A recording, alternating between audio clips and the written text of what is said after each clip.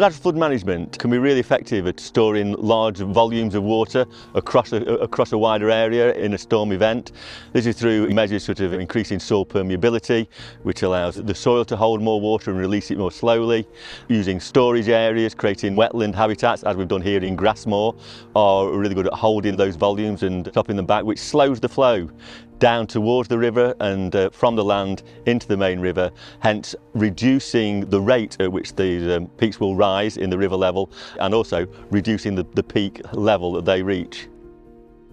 The reason why we needed this project is because there are many different types of natural flood management, and there are also countless places in the landscape where we can implement natural flood management too.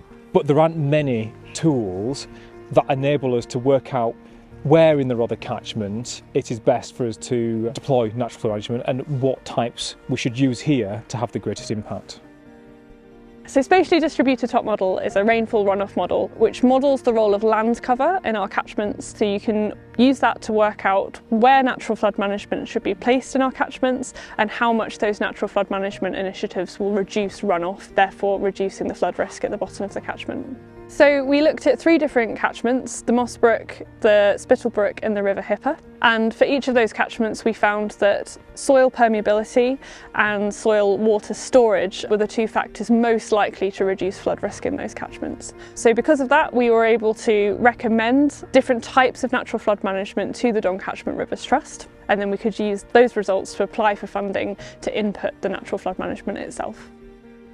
What we're hoping to do is really work with landowners throughout those 3 sub-catchments to support them in putting in NFM measures that will really have a significant impact on reducing flood risk in their area. And one of the great things about this project is that it doesn't necessarily specify an exact NFM feature, an exact location, but takes a kind of broader approach so that landowners have the flexibility to use measures that will work for them as well as helping to reduce flood risk in locations that again work for their business.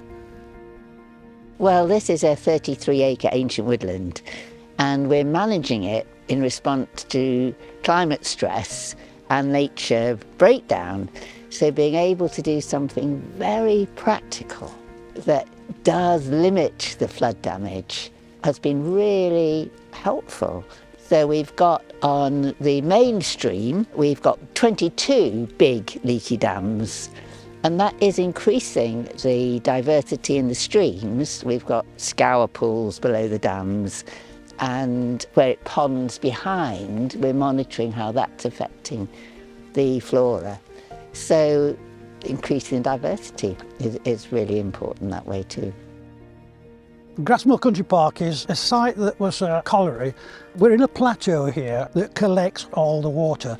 When we have the 100-year events, well, we've had 2 of those in the last 20 years, the park gets significantly waterlogged. It's a problem, but it's been especially rewarding to work with Don Catchment River Trust. Not only have they created all of the features in the park that have enhanced it, they've interacted with the local community, which has been absolutely tremendous, and we are extremely grateful for that.